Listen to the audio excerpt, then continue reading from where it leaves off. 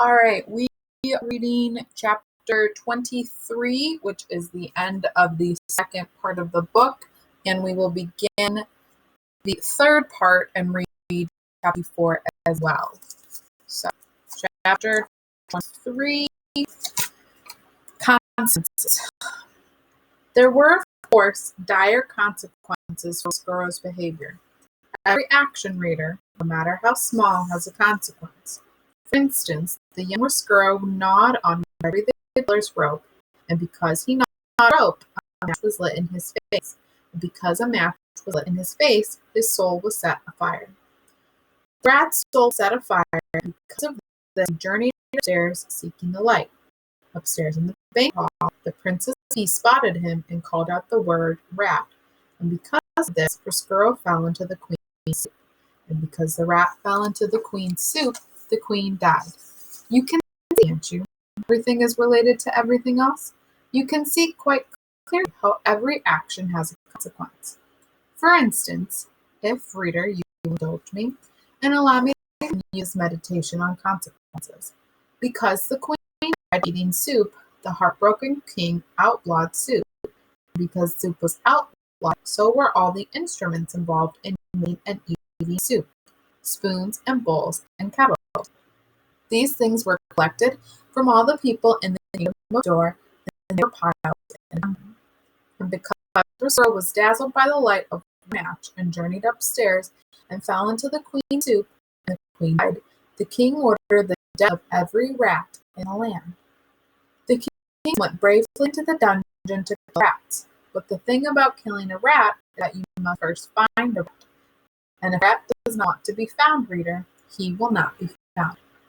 The king's men succeeded only in getting lost in the dungeon's dark mazes. Some of them, in fact, did not ever find out and died there in the dark heart of the castle. And so the killing of all rats was not successful. And in desperation, King Philip declared that rats were illegal. He declared them outlaws. This, of course, was a ridiculous law, as rats are outlaws to begin with. How can you outlaw an outlaw? It is a waste of time and energy. But still, the king officially decreed that all rats in the kingdom of Dor were outlaws and should be treated as such. When you are a king, you may make as many ridiculous laws as you like. That is what being a king is about. But, reader, we must not forget that King Philip loved the queen, and that without her he was lost. This is a danger of loving. No matter how powerful you are, no matter how many kingdoms you rule, you cannot stop those you love. Making soup is illegal. Outlaw rats. These things soothe the poor king's heart, and so we must forgive him. And what of outlawed rats? What of one outlawed rat in particular? What of Despereaux? In the darkness of the dungeon, he sat in his nest with the spoon atop his head. He set to work fashioning for himself a nightly cake made out of a scrap of the red tablecloth.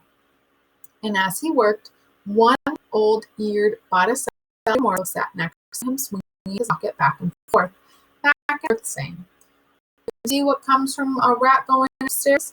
I hope that you have learned your lesson. Your job in this world is to make others suffer."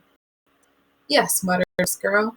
"Yes, that is exactly what I intend to do. I will make the princess suffer for how she looked at me." And as Despereaux worked and planned, the jailer Gregory held tight to his rope and made his own way through the darkness. And in a day, the who had once had a red tablecloth and now had nothing, spent his days and nights weeping quietly. High above the dungeon, upstairs in the castle, a small mouse stood alone one evening as his brothers and sisters sniffed for crumbs. He stood with his head cocked to one side, listening to a sweet sound he did not yet have a name for. There would be consequences of the mouse's love for music. You, reader, already know some of those consequences.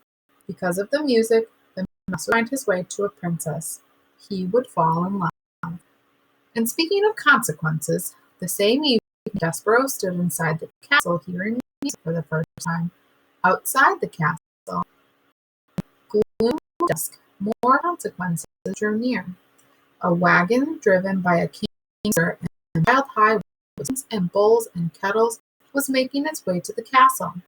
And besides the soldier there sat a young girl with ears that looked like nothing so as much pieces of cauliflower stuck on either side of her ear. The girl's name, reader, was Misery So, and though she did not know it yet, she would be instrumental in helping the rat work his revenge. So the third part of the book is what we will begin with today. The Tale of Misery So. Chapter 24. Again, reader, we must go back before we can go forward. With that said, here begins a short history of the life and times of Misery So, a girl born to this many years before the mouse, Despereaux, and the rapturous girl, a girl born far from the castle, a girl named for her father's favorite fighting pig. Misery So was 6 years old when her mother, holding on to Meg's hand and staring directly into Meg's eyes, died. "Ma," said Meg, "Ma, can't you stay here with me?" "Oh," said her mother, "who is that? Who is that in my hand?" "It's me, Ma, Misery So." "Ah, child, let me go." "But I want you to stay here," said Meg, wiping first at her runny nose and then at her runny eyes. "You want," said Mother. "Yes," said Meg, "I want." "Child, what does it matter what you are wanting?" said her mother.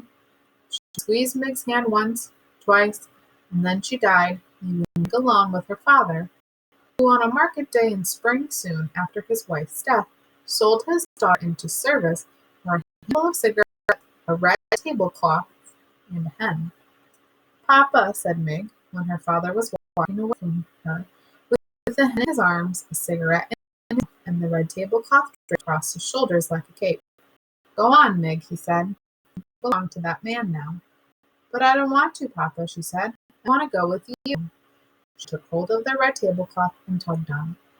"Lord, child," said her father, "and who is asking you what you want? Go on now." He untangled her fingers from the cloth and turned in the direction of the man who brought her. Meg watched her father walk away, the red tablecloth billowing up behind him. He left his daughter, and reader, as you already know, he did not look back, not even once. Can you imagine it? Can you imagine your father selling you for a tablecloth, a hen, and a handful of cigarettes? Close your eyes, please, and consider it for just a minute. Done? I hope that the hair on the back of your neck stood up, and you thought of Meg's fate and how it would be if it were your own. Poor Meg, what will become of her?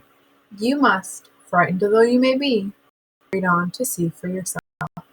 Reader, it is your duty. And we will keep moving on with our journey with Misery So on Monday.